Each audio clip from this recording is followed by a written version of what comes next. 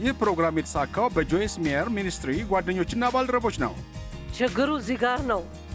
ለረጅም ጊዜ ጠብቃችሁና ምንም እየተከሰተ ካልመሰላችሁ ወይም ምንም የሚፈጠር የማይመስል ከሆነ ያኔ ነው ለመንሸራተት የምንነሳሳው።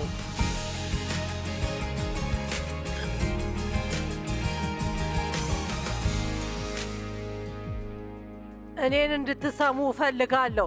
በሕይወታችሁ ለሚመጣው ጥሩ ድል ዛሬ ዋጋ መክፈል የሚፈልግ ሰው አለ? ስለዚህ ወደ ቤታችሁ አዲስ ቃል ይዛችሁ መሄድ አለባችሁ አሁን። ውይ ሰውነታችሁ መንቀሳቀስ ሊጀምር ነው።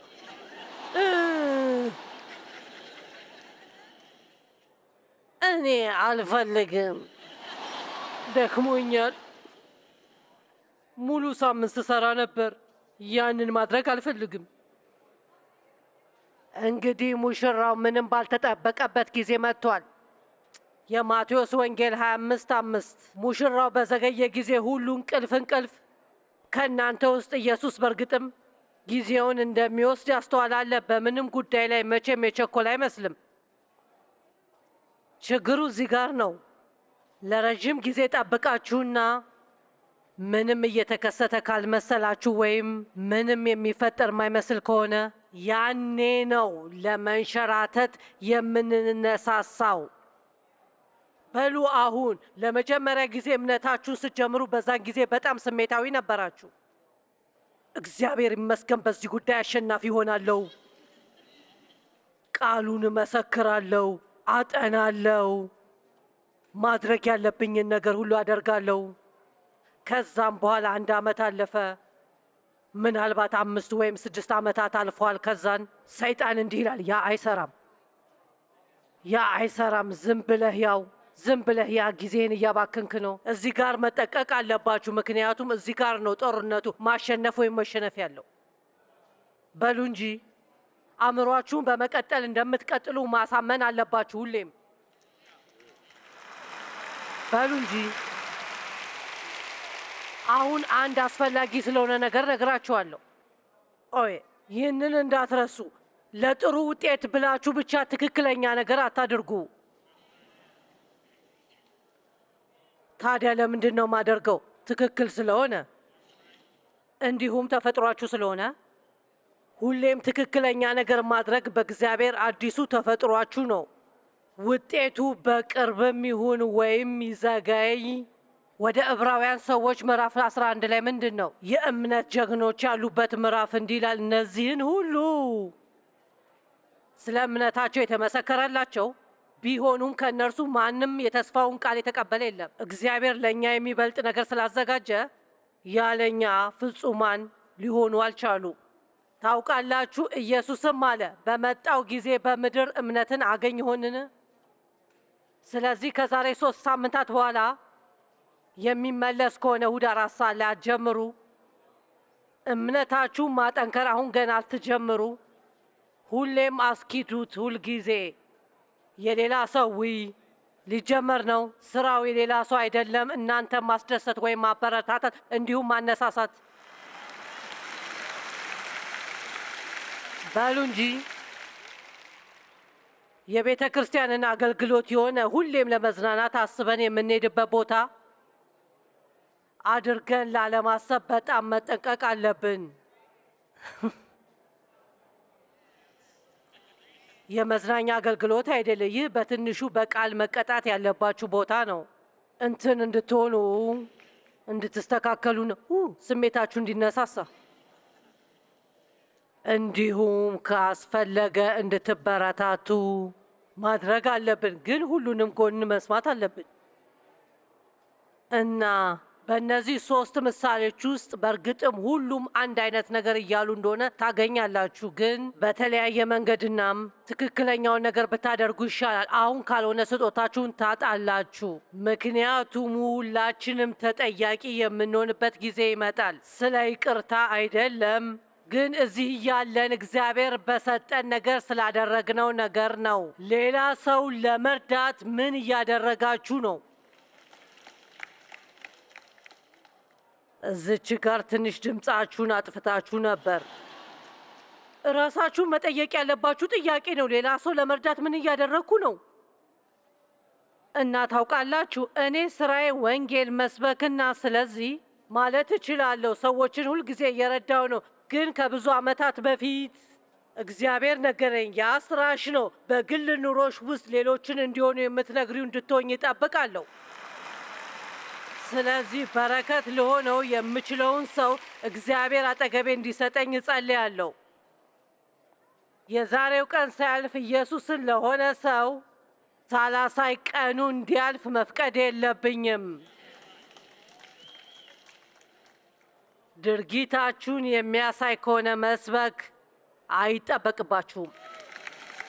አሜን። 10 ደናግል፣ 5 አስተዋዮች፣ 5 ዝንጎች፣ 5 ትንሽ ትርፍ ነገር ሰርተዋል። ዝግጁና ተዘጋጅተው ነበር። ታውቃላችሁ፣ ኢየሱስ እንዲመለስ ዝግጁ ነኝ ማለት ዓለምን ከዚህ በኋላ አልወዳትም።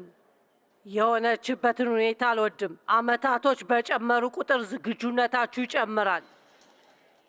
ማለት ጳውሎስ ለምን እንደዚህ እንዳለ ገብቶኛል። ለእኔ ብሄድ ይሻለኛል፣ ግን ለእናንተ እዚህ እቆያለሁ። አሜን። እኩለ ሌሊት ላይ ሙሽራው እየመጣ ነው፣ ወጥታችሁ ተቀበሉት የሚል ጥሪ ተሰማ። በዚህ ጊዜ ልጃገረዶቹ ሁሉ ተነስተው መብራታቸውን እየተረኮሱ መዘጋጀት ያዙ። ግን ዝንጎዎቹ ይኸው መጣላችሁ። ዝንጎዎቹ አስተዋዮቹን መብራታችን ሊጠፋ ስለሆነ ከዘይታችሁ ስጡን አሏቸው። እና ያ አይደለም በብዛት ዛሬ የሚያጋጥመን። መስራት ያለባቸውን ስራ መስራት የማይፈልጉ ሰዎች ግን መስራት ያለባቸውን ስራ ከሰሩ ሰዎች መጠቀም ይፈልጋሉ። ግን እኔ ሰዎችን በመርዳት አምናለሁ። ሰዎችን መርዳት እወዳለሁ። ግን ከሆነ ጊዜ በኋላ በእርግጥም እየረዳችሁ ሳይሆን እንዲሰንፉ እያረጋችሁ ነው። ስለዚህ ለእናንተ መንገር አለብኝ ብዬ ይሰማኛል። ምናልባት እነዚህ አስተዋይ ሴቶች ያሉትን ነገር ማለት የሚኖርባችሁ አንዳንድ ሰዎች ትኖራላችሁ። አይ እርግጠኛ ነኝ ደንዳና ስለመሆናቸውና ስለ ክፋታቸው ፈርደውባቸዋል። ምክንያቱም ሰዎች እንደዛ ናቸው። ስራቸውን ሳይሰሩ እናንተ በሰራችሁት መጠቀም ይፈልጋሉ። እውነታው እናንተ የሰራችሁበትን የመጠቀም መብት አለን ብለው ያስባሉ። እናም እንዲህ ካሏቸው አይ እንዲህ ይሏችኋል፣ ጥሩ ክርስቲያን አይደላችሁ። አንድ ወንድም ነበረኝ፣ አሁን በህይወት የለም። ከእኔ በ9 ዓመት ያነሰ ነበር። እናም ሁሌም ያደንዛዥ ዕፅና የመጠጥ ችግር ነበረ። ወደ ቬትናም ጦርነት በ17 ዓመቱ ሄዶ ነበር። ከዛን ብዙ ሰዎች እዛ ጫካ ውስጥ ሆነው አደንዛዥ ዕፅ በመጠቀም ጀመሩና እርሱም ያው ግን ከዛ በፊት ራሱ ብቻ ሁሌም ኃላፊነት የጎደለው ነበር እና አብዛኛውን ህይወቱን ሌላ ሴት ላይ ተመርኩዞ ነው የኖረው። ሁሌም እርሱን ከምትንከባከበው ሴት ጋር ነው የሚኖረው እና እድሜው በጨመረ ቁጥር ጤንነቱ በዕፅ ምክንያት እየተጎዳ ሄደ።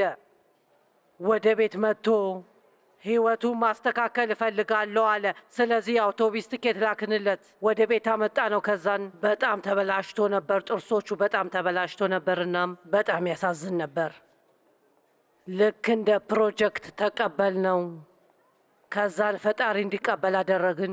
ከዛን በቤታችን ውስጥ ለ4 ዓመታት ያህል እንዲኖር ፈቀድንለት። ከዛን ያው በሁሉ ነገር ተስተካከለ። አዲስ ጥርስ አስገጠምንለት። ከዛን ጭነት መኪና ሰጠነው። እናም ጥሩ ልብስ ነበረው። ከዛን ጤነኛውን ተገቢውን ያህል ክብደት ጨመረ። የሴት ጓደኛ አገኘ። ግን ከሆነ ጊዜ በኋላ ቤታችን ውስጥ የመኖር ጸጋ የለውም ብዬ ተሰማኝ። ቀሪ ህይወቴን በጠቅላላ ወንድሜን መንከባከብ አልፈለግኩም። መጀመሪያውኑ እናቴንና አባቴን እንዲሁም መበለት አክስቴን እየተንከባከብኩ ነበር። ሰዎችን መርዳት እወዳለሁ፣ ግን ቀሪ ህይወቴን በጠቅላላ ራሳቸውን መንከባከብ የሚችሉና መንከባከብ ያለባቸው ሰዎች መንከባከብ አልፈለኩም።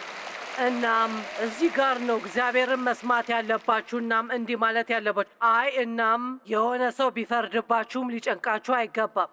ስለዚህ የራሱን ቤት የሚይዝበት ጊዜ ነው ብለን እንዳሰብን ነገር ነው። የቤት እቃዎችን አገዝ ነው፣ በመኖሪያም አገዝ ነው። ልክ ከቤታችን እንደወጣ በፊት ወደ ነበረበት ልምምድ ተመለሰ። ረዥም ታሪኩን ሳሳጥረው ስንት ዓመታት እንደሆነ አላውቅም። ከዛን አሪዞና ውስጥ መኖር ጀመረ። እናም ከሌላ ሴት ጋር ነው የሚኖረው።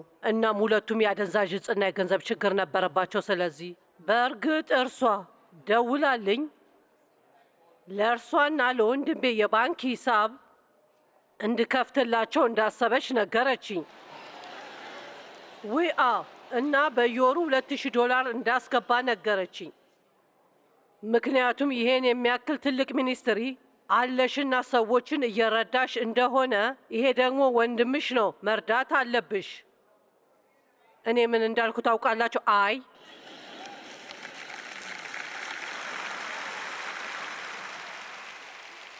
ከዛን እንዲህ አለች፣ ምን አይነት ክርስቲያን ነሽ እንደዚህ የምትዩ? ነነነነነ።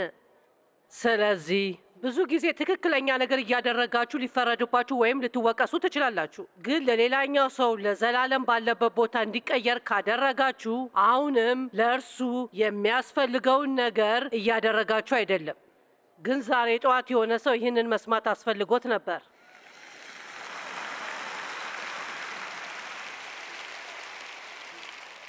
ያው እንዲህ አሉ፣ አይ ያለን ዘይት ለእኛም ለእናንተም ላይበቃ ስለሚችል ሄዳችሁ ከሻጮች ለራሳችሁ ግዙ አሏቸው። ያው ችግሩ የነበረው ችግሩ ማድረግ የነበረባቸውን ነገር ለማድረግ ሲሄዱ የሙሽራውን መመለስ አላዩም። አያችሁ፣ የዛሬው ልዩ ቃላችን ምንድን ነው? አሁን ስንቶቻችሁ ናችሁ በእግዚአብሔር እርዳታ የተወሰነ አስፈላጊ ለውጦችን የምታደርጉ? ምን አላችሁ? ነገሮችን ትንሽ ማጸዳዳት፣ የመተሰቃቀለውን ማስተካከል። ይህንን ምንም መስማት ላይ ያስፈልጋችሁ ይችላል። ምናልባት ፍጹማዊ ስለሆናችሁ ቆሻሻ እንኳን ቤታችሁ ላይገኝ ይችላል። ግን በሕይወታችሁ ዙሪያ ሁሌም የምታዘገዩት ቀጠሮ ካላችሁ ማዘግየት አቁሙ። እስከሚቀጥለው ጊዜ ድረስ ነገሮችን መተው አቁሙ። ሁሌም በትንሹ ለማርፈር ተዘጋጁ። ከዛን በሄዳችሁበት ሁሉ ማርፈር ታቆማላችሁ። ምክንያቱም ምድር ላይ ምንም ነገር ፍጹም አይደለም። ስራ ለመድረስ 9 ደቂቃ የሚያስፈልጋችሁ ከሆነና ከቤታችሁ 9 ደቂቃ ሲቀረው ለስራ ከወጣችሁ ነገሩ እንደዚህ ነው የሚሆነው። ወደ መኪናችሁ መሄድ ትጀምሩና የመኪና ቁልፍ እንዳልያዛችሁ ታስታውሳላችሁ። ለማምጣት ወደ ውስጥ ገቡና ውስጥ እንዳላችሁ በስህተት መነጽራችሁን ውስጥ ትተዋላችሁ። ስለዚህ መነጽራችሁን ለማምጣት ወደ ውስጥ ትመለሳላችሁ። ተመልሳችሁ እያላችሁ ስልክ ይደወላል እና ማወቅ ትፈልጋላችሁ። አለማንሳት አትችሉም። አሁን ስልክ ጥሪ ላይ ናችሁ። ከዛ ስራ ትደርሱና ለምን እንዳረፈዳችሁ ላለቃችሁ ትዋሻላችሁ። እውነታው ግን በደንብ ስላላቀዳችሁት ነው።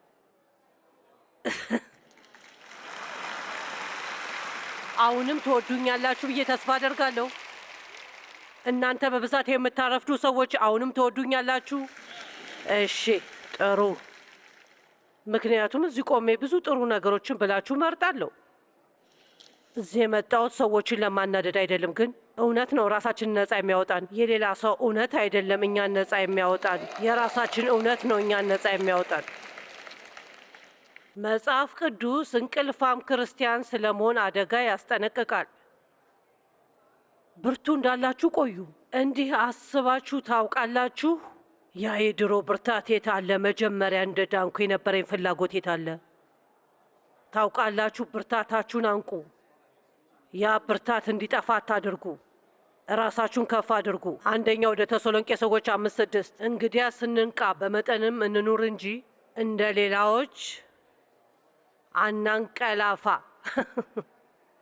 የማርቆስ ወንጌል 13:35 እንግዲህ የቤቱ ባለቤት በምሽት ወይም በውድቀት በዶሮ ጩኸት ወይም ጎህ ሲቀድ እንደሚመጣ አታውቁምና ተግታችሁ ጠብቁ። ድንገት ሲመጣ ተኝታችሁ እንዳያገኛችሁ። ለእናንተም የምነግራችሁ ለሰው ሁሉ እናገረ፣ ተግታችሁ ጠብቁ። ጠብቁ። ራሳችሁን የምትገዙ ሁኑ። ንቁም። ጠላታችሁን ዲያብሎስ የሚውጠውን በመፈለግ እንደሚያገሳ አንበሳ ወዲያ ወዲህ ይዞራል። የግዴታ እናንተ ወይም እኔ መሆንን አይጠበቅብንም። ግን እንቅልፋም ክርስቲያኖች ከሆንን ተደብቆ ወደኛ ይመጣና መዋሸት ይጀምራል እና ምንም ሳናውቅ እርሱን ማመን እንጀምራለን። ከዛን ቀጥሎ የሚሆነው እምነታችንን ማጣት እንጀምራለን። ከእናንተ ውስጥ በዚህ ውስጥ ያለፈ አለ? እሺ፣ ደክሟችኋል መሰለኝ። ዛሬ በደንብ እያጨበጨባችሁ አይደለም። ስለ መጠንቀቅ የሚያወሩ ወደ 66 የሚሆኑ የመጽሐፍ ቅዱስ ማጣቀሻ አሉ። 66? ያ ማለት ሁሉንም ሰው ስትጠነቀቁ ውቀሷቸው ማለት አይደለም። ያ ማለት በዓለም ዙሪያ ምን እየተከሰተ እዩና ምን ያህል ቅርብ እንደሆናችሁ አስተውሉ። ይህ ማለት ራሳችሁን ተመልከቱ። በሕይወታችሁ ዙሪያ እየተንሸራተታችሁ ወይም ወደ ኋላ እየቀራችሁ እንዳልሆነ አረጋግጡ። በአእምሯችሁ ውስጥ ምን እንዳለ እዩ። ምን አይነት ሀሳብ ነው ያላችሁ? የምትናገሩትን እያያችሁ። ስንት ጊዜ ነው ልጆቻችሁ እንዲህ የምትሉት? የምትናገረውን ብታይ ይሻልሃል። እናም እግዚአብሔርም እንደሱ ነው ንግግሩ። ከሁሉም በላይ ልብህን ጠብቅ፣ የሕይወት ምንጭ ነውና። ወደ ኋላ እንዳይጎትቷችሁ እንደዚህ ያሉ ነገሮችን አስተውሉ። ሰነፍ እንድትሆኑና ነገሮችን እንድታዘገዩ አትፍቀዱ። ሰይጣን እንዴት እንደነበረ አንድ ታሪክ ሰማው። አንዳንድ ታላላቅ ሰይጣኖች፣ አዳዲስ ሰይጣኖች በዓለም ዙሪያ ሄደው ሰዎችን እንዲያሳስቱ ተላኩ፣ እንዳይድኑ ለማድረግ። ከዛን የተወሰነ ስልጠና ካደረጉ በኋላ መልሰው ጥያቄዎች እንዲመልሱ ጠሯቸውና የመጀመሪያውን ጥያቄ ጠየቁ። ስለዚህ ሰዎችን ለማሳሳት ምንድን ነው የምታደርጉት? እርሱም አለ፣ እግዚአብሔር የለም ብዬ እነግራቸዋለሁ። እንደሱ የተወሰኑ ልታገኝ ትችላለህ፣ ግን ብዙም አታገኝም። ምክንያቱም ብዙዎቹ በውርስ እግዚአብሔር እንዳለ ያውቃሉ። ሌላኛውም እንዲህ አሉት፣ ለሰዎች ምንድን ነው የምትነግራቸው? ሲኦል የለም ብዬ እነግራቸዋለሁ፣ መጨነቅ የለባቸውም። እንዲህ ተባለ፣ ከመጀመሪያ የበለጠ ታገኛለህ፣ ግን የሚያስፈልገውን ያህል አታገኝም። እናም ለሶስተኛው እንዲህ አሉት፣ አንተስ ምንድን ነው የምታደርገው? እርሱም አለ፣ ይህንን ነግራቸዋለሁ፣ ብዙ ጊዜ እንዳላቸው ለጊዜው እንዲተው ተነግራቸዋለሁ። እርሱም ተባለ፣ አሁን ለጨለማው ዓለም ብዙ ነፍሶችን ታፈራለህ። ይሄን ታውቃላችሁ። ጥሩ ማቀድ መታዘዝ እንዳልሆነ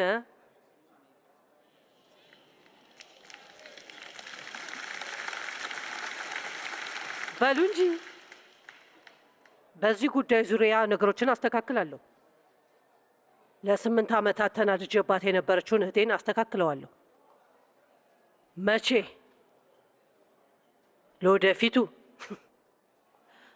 ቆይ አሁንም እርሱን ስለመታዘዝ እያሰባችሁ እያለ አለቃችሁ ቢመጣስ? አሜን። እያልኩ ያለሁት ሲኦል እንድትገቡ ያደርጋል እያልኩ አይደለም፣ ግን ተጠያቂነታችንን እንወጣለን። ያ ቀን እንዴት እንደሚሆን መገመት አንችልም፣ ግን ሳስበው ፈታኝ ነው የሚሆነው። በተሰጠሽ ጊዜ ምን አድርገሻል ጆይስ? በተሰጠሽ ስጦታ ምን አድርገሻል? ባደራ በሰጠውሽ ገንዘብ ምን አደረግሽ? ጥሩ መልሶችን መስማት እፈልጋለሁ። እንደዚህ ማለት እፈልጋለሁ። በተቻለኝ አቅም ሕይወቴን ለአንተ ለመኖር ሞክሬያለሁ። ፍጹማዊ የሆነ ነገር አላደረኩም፣ ግን ኢየሱስ አንተ ግን አንተ ነህ። አሜን። ሕይወታችሁን በእንደዚህ አይነት ሁኔታ አትኑሩ። መጨረሻ ላይ ወደ ኋላ ስትመለከቱ የቀራችሁ ብቸኛ ነገር ጸጸት እንዳይሆን። ያ በጣም የሚያሳዝን ነገርና ባዶነት ስሜት ነው። ነገሮችን መስራት ባለባችሁ ጊዜ መስራት እየቻላችሁ አለመስራት እና አሁን ወደ ኋላ ተመልሶ ለማስተካከል ረፍዷል። ስለዚህ የመጽሐፍ ቅዱስ ጥናት ከተዋችሁ ወደዛ ተመለሱ። ቆራጡኑ ምናልባት ለሆኑ የሰዎች ቡድን ቆራጡኑ። ብዙ እሁዶችን ቤት ውስጥ የምታሳልፉ ከሆነ ወደ ቤተ ክርስቲያን መምጣት ጀምሩ። ለምንድን ነው ራሳችሁን አነሳስታችሁ በመደበኛነት የማትሄዱት? ምክንያቱም ሌሎች የሚፈልጓችሁ ሰዎች አሉ። እናንተ ስትጸልዩ ሁልጊዜ ቤታችሁ ብቻችሁን ከተቀመጣችሁ ሊጠቅማችሁ ይችላል። ካላችሁበት ተነስታችሁ ከነዛ ከማይሆኑ ሰዎችና አብሮ ለመሆን ከሚከብዱ ሰዎች ጋር መሆን አለባችሁ። አሜን። ስለዚህ የቤት ስራ አላችሁ። ወደ ቤታችሁ ትሄዱና ጌታ መስራት አለበት ብሎ የሚሰራ ስራ ባሳያችሁ ቁጥር ተነስታችሁ ብቻ ሁኑኑ፣ ስራውን መወጣት አለባችሁ። አሁን የሚል ሰው ሁኑ። ጌታ ሲመጣ ዝግጁ ትሆናላችሁ። ታውቃላችሁ፣ በሩ ሲዘጋና መግባት ሳይችሉ ሲቀሩ ተገርመው ነበር። ከዛን ኢየሱስ የሚገርም ነገር አላቸው። እንዲህ አለ፣ አላውቃችሁም። ስንት ሰዎች ቤተ ክርስቲያን ሁሌ እንደሚሄዱና ክርስቲያን ለመሆን እርሱ ብቻ የሚያስፈልግ እንደሚመስላቸው ታውቃላችሁ? መጽሐፍ ቅዱስ እንዲህ አይልም።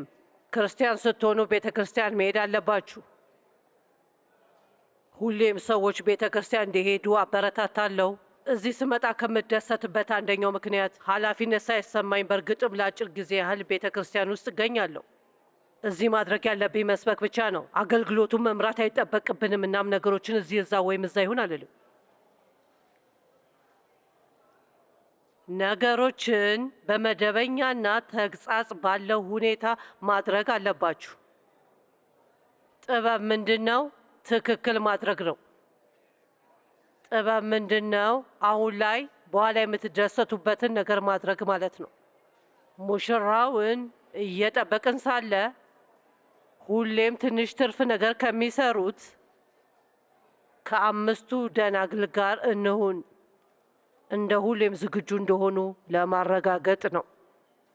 አባታችን ለዛሬው ቃል እናመሰግናለን እና ዛሬ ማናቸውም በመካከላችን ካሉ ዛሬ ጠዋት በዚህ ሰዓት አንተን የማያውቁህ ሕይወታቸውን ለአንተ እጅ ይሰጣሉ። ክርስቶስን አዳኛችሁ አድርጋችሁ ካልተቀበላችሁ ወይም ምናልባት በተሻለ መልክ ለማስቀመጥ ሕይወታችሁ ለክርስቶስ እጅ ያልሰጣችሁ፣ ክርስቶስ እናንተ እንዲፈልግ ራሳችሁን የተሻለ ማድረግ አይጠበቅባችሁ። ይፈልጋቸዋል።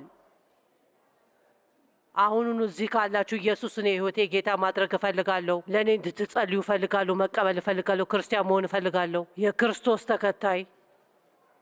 የት እንዳላችሁ እንደ እጃችሁን ከፍ ማድረግ ትችላላችሁ። ከእናንተ ጋር መጸለይ እፈልጋለሁ። እንዳያችሁ በደንብ ከፍ አድርጋችሁ አውጡ። በእንደዚህ አይነት ህዝብ መሃል ማየት ትንሽ ይከብዳል። እጃችሁን ከፍ አድርጋችሁ ባላችሁበት ቦታ እንድትነሱ እፈልጋለሁ። እናንተ ለማሳፈር አይደለም፣ ወደፊት እንድትቀርቡ አናደርግም። ግን ባላችሁበት መቆም ካልቻላችሁ በእርግጥም ወደፊት መታችሁ አትቆሙ። ስለዚህ በሉ እጃችሁን ካነሳችሁ ተነሱ። አመሰግናለሁ። ይህንን ሁላችንም አብረን እንጸልይ። ሊሳ ትመጣና አገልግሎቱን እንዘጋለን። ዛሬ ጠዋት አብረን እንጸልይ። አባታችን እግዚአብሔር እወድሃለሁ። ኢየሱስ በአንተ አምናለሁ። ስለ አኗኗሬ ይቅርታ ጠይቃለሁ። ከኃጢአት ፊቴን አዞራለሁ። እናም ለአንተ መኖር እፈልጋለሁ። ኢየሱስ በአንተ አምናለሁ። ለእኔ እንደ ሞት ካምናለሁ። ለእኔ ኃጢአት ከፍለሃል። ዛሬ እቀበልሃለሁ ኢየሱስ። እናም ሕይወቴን ለአንተ እጅ ሰጥቻለሁ። ስላዳንከኝ አመሰግናለሁ። አዲስ ሕይወት ስለሰጠኸኝ አመሰግናለሁ። አሜን በሉ። ሁሉም ሰው እግዚአብሔርን ያመስግን።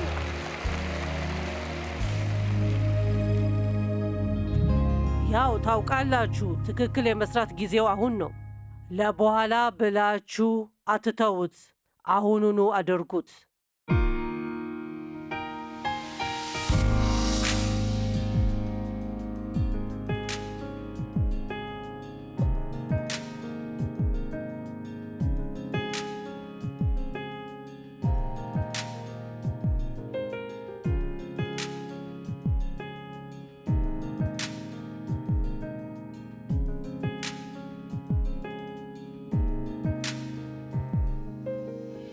ይህ ፕሮግራም የተሳካው በጆይስ ሜየር ሚኒስትሪ ጓደኞችና ባልደረቦች ነው።